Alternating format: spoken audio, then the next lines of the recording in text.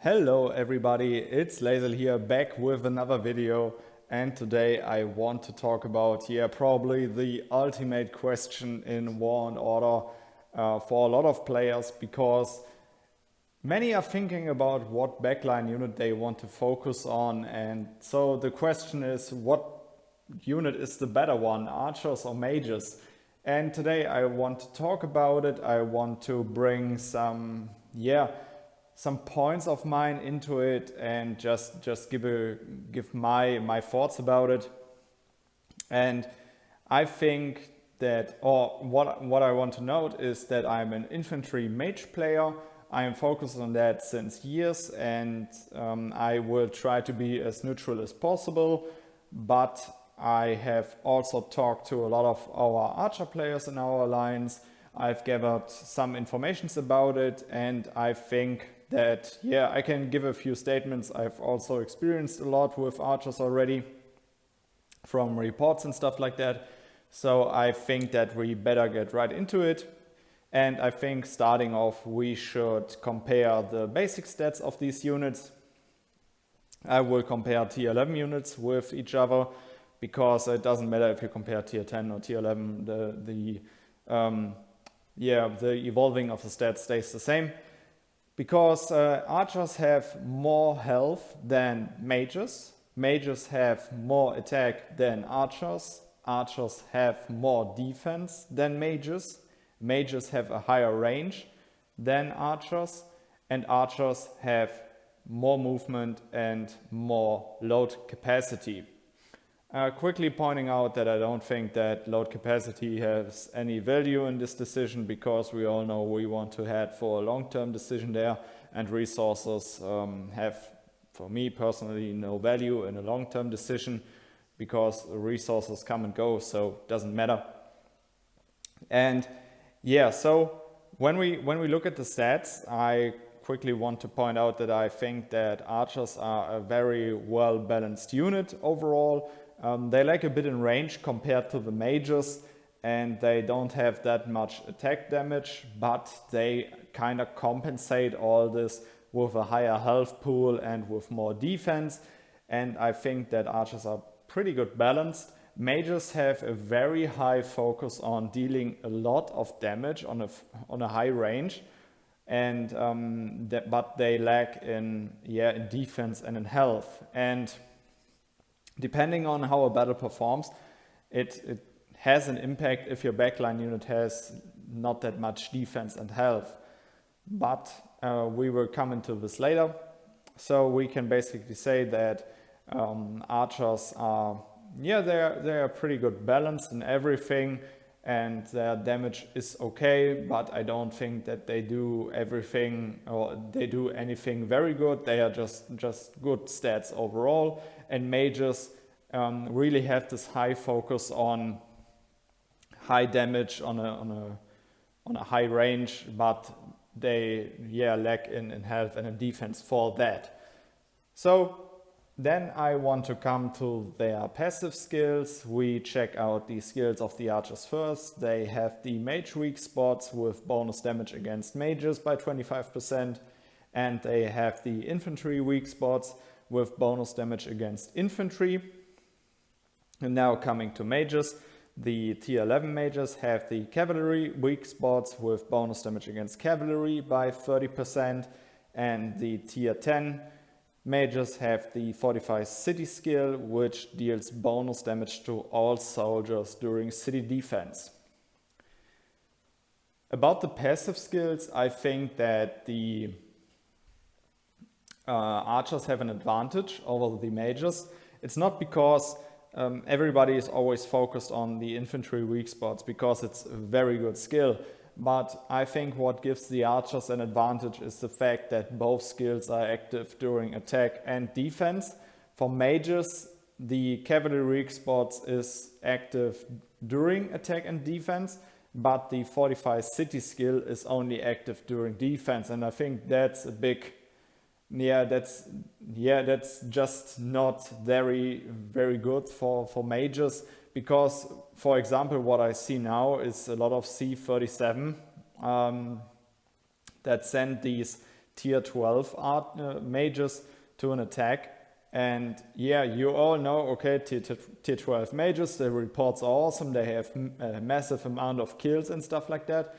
But yeah, you also know, okay, the passive skill isn't even active. I mean, they still deal a ton of damage, don't get me wrong on this, but you know that the passive skill is not active. And if you're a bit, if you focus on this and you know this, you will always have this in your head, even when you're using the troops. I'm really scared when I will hit C37 and I will start making these troops. I mean, they will perform very well, I'm very sure of that. But I still think that it's always in my head knowing that the passive skill is not active. So this is why I would say that the archers have an advantage over the mages there, because both skills are active all the time. This is something that you should take into consideration for yourself if you know, I can handle that the Fortify City skill isn't active when I'm attacking with them, when they are my strongest unit. And we will stay with the technology because I think it is very important for players to know that they still have to make the decision what backline unit they want to focus on. You should know what your troops are going to become and how they will evolve and perform in battles. And for that, we need to look into the Mystic College. And here we will also talk about the skills of both units. We will start off with the mages. We will start with the Fatal Hit. Your mages have, for example, on first stage, 3.5% chance of dealing higher damage to the enemy each attack. I personally call this a critical hit. And so you know, okay, the first skill gives my mages the chance to deal a critical hit on attack. That is pretty nice, and you should remember, okay, they deal a critical hit on attack to this one target that they are attacking. With the Fanatism skill, they get their mage damage increased by a certain percentage. On first stage it's 4.5%. It's pretty good, because it is a passive skill, it is permanently active, so it also helps you in other events and stuff like that. Now we are coming to the archers. They start off with the Mage Killer skill, also a permanent active skill that increases the archer damage against mages by, on first stage, 5.5%. Pretty good in my opinion, but we will come to this later. It is nice to have. But I think what really makes archers so cool is the second skill, the split arrow, that archers have, for example, on first stage, 4% chance to simultaneously hit 3 enemies in the front. And so what I want to say now with these Mystic College skills, what your troops or what these backline units will become. And I think this has a high impact on your decision, because when we look at the skills, you know that your mages will become a unit that deals very high damage to a single unit. The damage is just so high if you are lucky enough to have this critical hit with a full march of mages.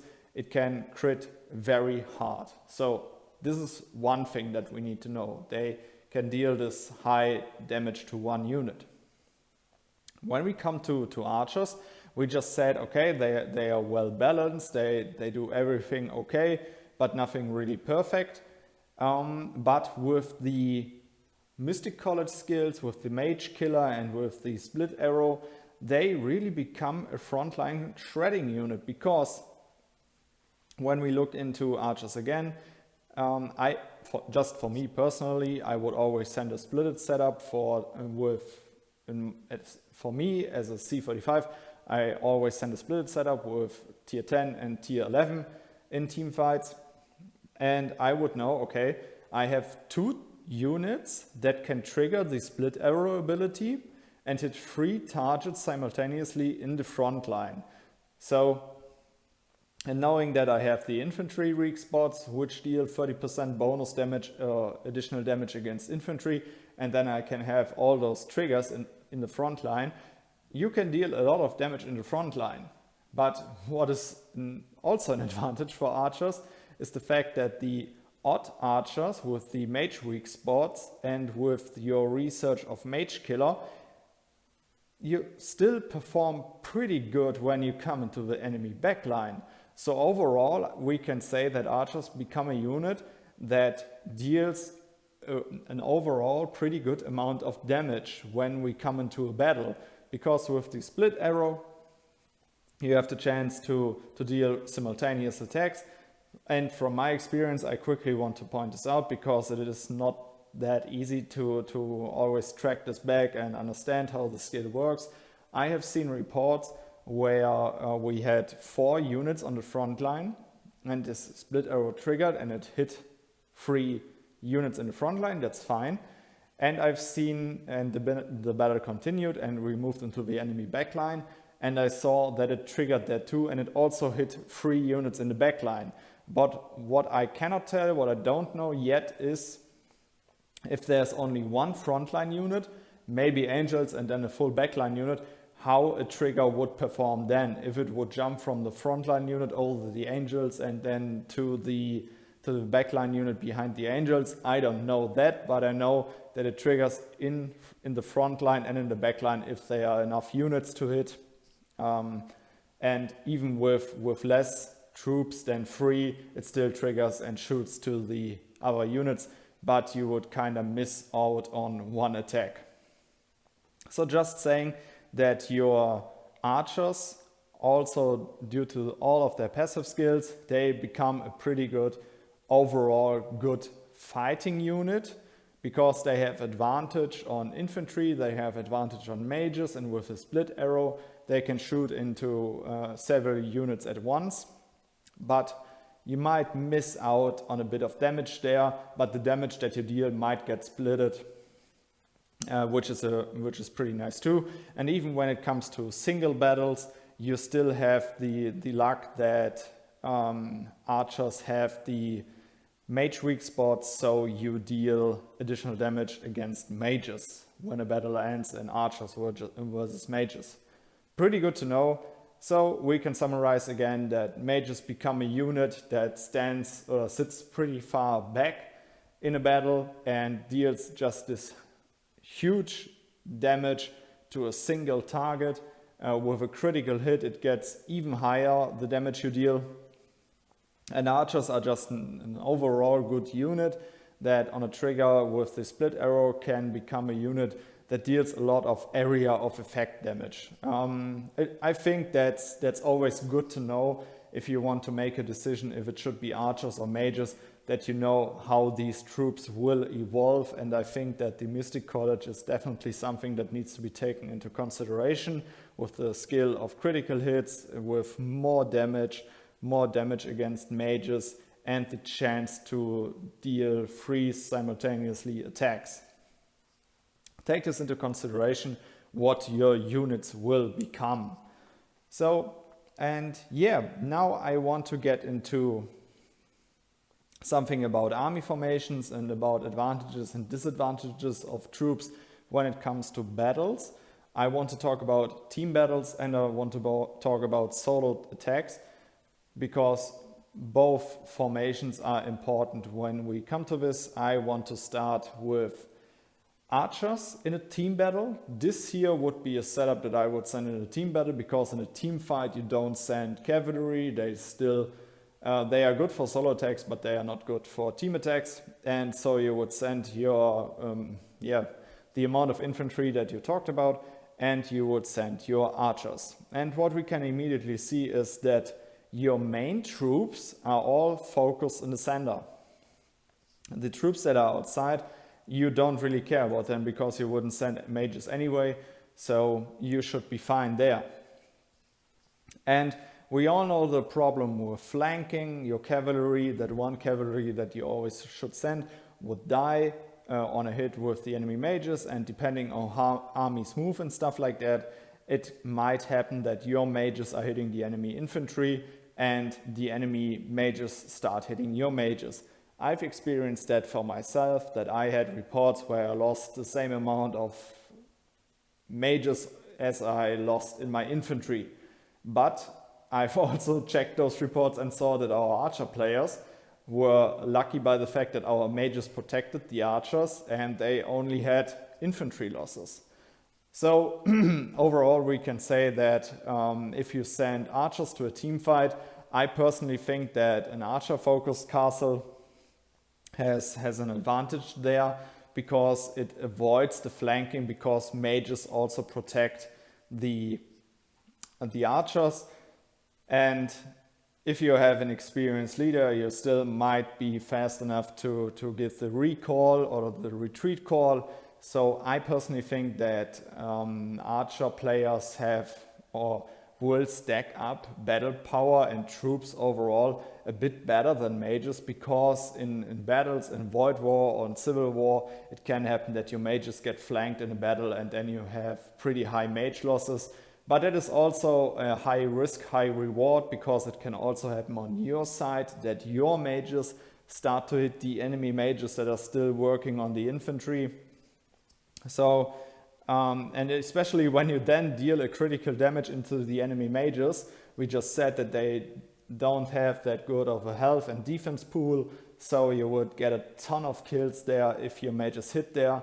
But it can also happen to you, so your archers are, yeah, they are also good performing in battles. So, and your mages, it kind of becomes that mages are a very high risk, high reward unit, and archers are overall just well balanced and they do everything okay, but nothing really perfectly like, for example, mages do due to their high damage that they can deal with a critical hit and stuff like that. So then I want to show you another report. I've just talked about it in my last video about explaining the hype around cavalry. If I would be an archer focused player, if you then also want to send cavalry as a frontline unit, just take the infantry out. And this would be a setup that I would test it out for an SOS, for example, because you can then still send that one mage just to absorb this one hit if it gets too risky and stuff like that. So just showing the quick formation that I would kind of get to know and gain experience with. I said that I will start building my alternative castle to cavalry archer castle to get these experiences. But yeah, this would be the solo setups. You can still test it out. Just search for that castle in your kingdom and yeah, do some experiences or test things out with your army. This is an army formation that I personally send, or how a team battle would perform when you're a mage focused player. You can clearly see that you send your adjusted amount of infantry in the front line, and your main damage unit always sits on the outside, just to show you guys how your mages perform in a team battle. So you always have your mages there sitting on the outside. They can get flanked, but you can also flank. It always depends on how a battle performs, how troops move in the front line and stuff like that. It's always like, I wouldn't say 50-50, but yeah, it can happen that you get flanked and it can happen that you flank. And you always have this risk, but it can also give you a very high reward if you start to hit the enemy mages early. So this would be a setup that I would send when you're a mage focused player, when we come to a team fight. When we come to a solo fight as a mage player, you would end up in sending, or I personally send this setup just to have my mages sitting behind my infantry and having them there a bit better protected. But you can immediately see that the two units are missing because I left the archers out. They would take the place of the mages. But still, this works out pretty good for me. Just showing you guys how army formations and stuff like that would work. What we can immediately see as if we would be an archer player, quickly coming back to this, with the mage weak spots, the passive skill, you would know that your army would just, or the enemy army and your army would just run into each other. They would start working. Your archers would or your even archers would start to shred down the enemy front line, then they would move into the back line, but they would also first work on the enemy archers. And if they then move to the outsides to finish off the mages, the mage weak spots passive skill gets pretty much delayed until it really starts to work off. That might be a small downside, especially if you're in a team battle and your mages are already hitting the enemy mages. It is hard to get the benefit of the mage weak spots, but that is different from battle to battle. Just quickly pointing that out, that the mage weak spot is a very good skill, but I don't think it gets activated that often, or you don't have that much use of it as from the infantry weak spots. So, okay, let me check. I still prepared something here. Oh yeah, this was just an SOS setup, which I use when I do an SOS with my infantry mages. I also added some angels there, this front line, but we are not coming into SOS setup. I just quickly had to check that report. And yeah, I think that we can almost, end the session now. We just talked about the positioning. Yeah, I think I should do a quick summarize of everything that we talked about. So we compared the base stats, and I think that archers are a very well balanced unit, and mages aren't well balanced. They just have this high advantage of this huge attack power and the range, but they lack in health and in defense. And yeah, when we are coming back to this, I quickly want to add that we remember, I talked about this in a different video, that the sacred flame of angels always searches for this one unit in the enemy backline that has the highest battle power in the pool, also in a team fight. And you should remember that when you use or if you get reinforced with a lot of angels and stuff like that, and the sacred flame then rushes into your mages, you will have pretty high losses there. And that is a nice thing about archers. With their better health and defense pool, you would take less losses in your archers. And yeah, but let's continue with our summarize here. And so we can say that when we look into archers, they are well-balanced units and they have very good passive skills, and you would definitely benefit from both. I think from the infantry weak spots, you will benefit way earlier in a battle and way more, because in a team battle, it would end in maybe your mages flanking the enemy mages, and then there are no mages left that your archers can hit. So this is, it's not a disadvantage, but it's something that you should take into consideration. And when we look into mages, they are not that healthy as archers, but they deal way more damage with a higher range. But with their passive skills, they are not that attractive to players.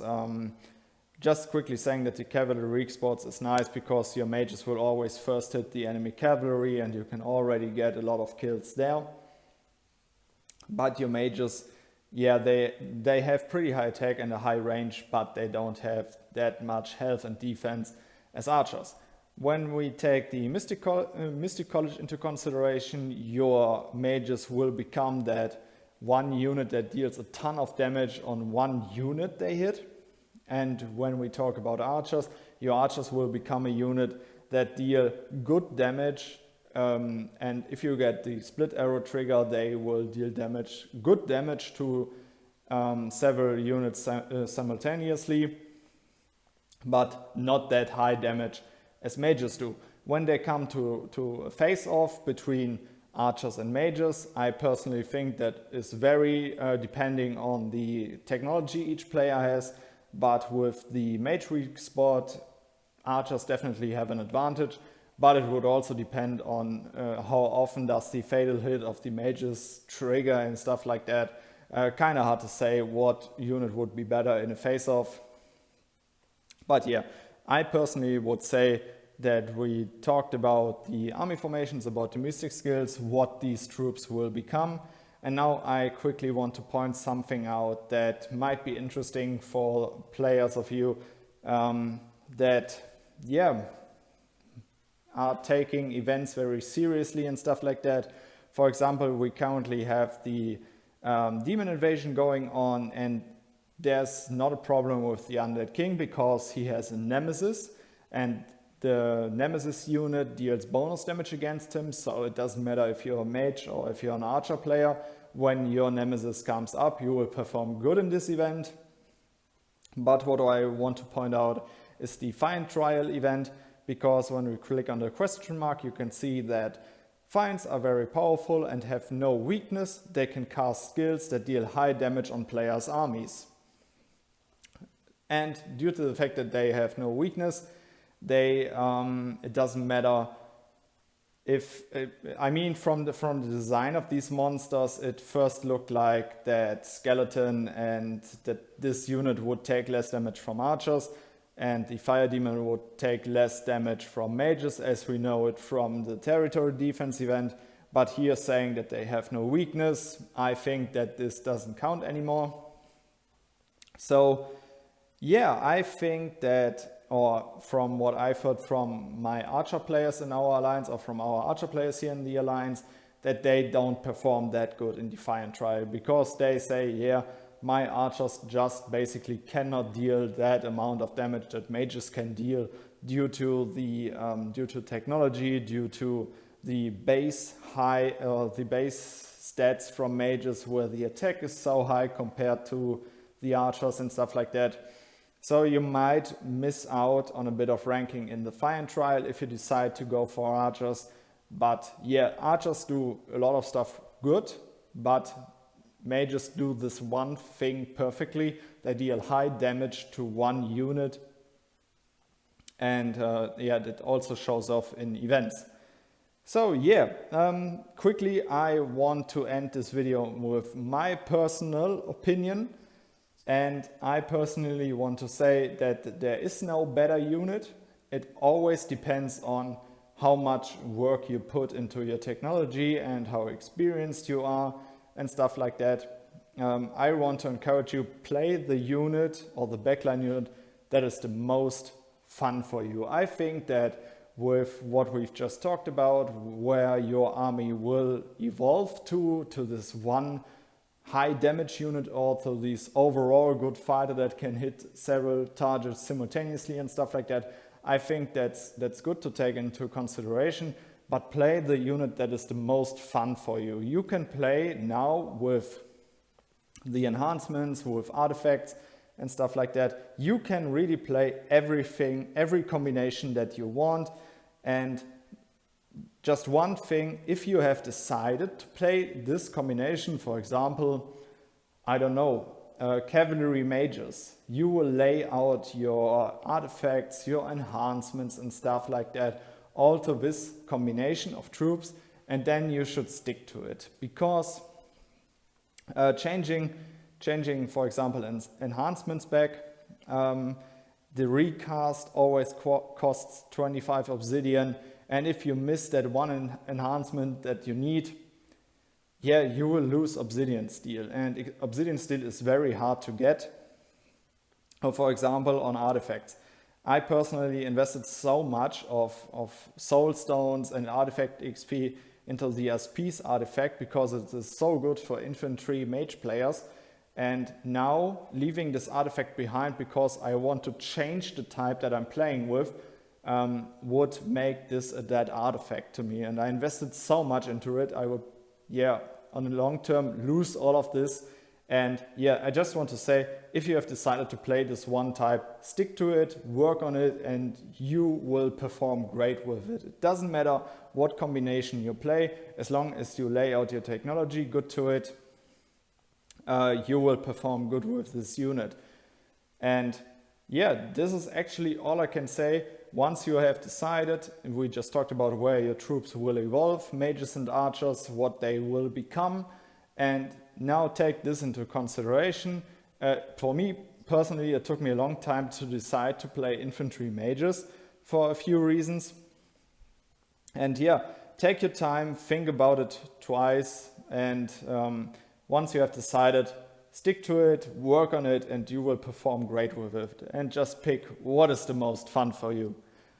Okay guys, so I hope I could help you out with archers and mages. What is the better unit? And yeah, I would say if I missed something out, or you still have some things that you want to talk about or have a chat about it, let's have a discussion or let's have a talk down in the comments. Yeah, and I would say see you in the next video. Goodbye guys.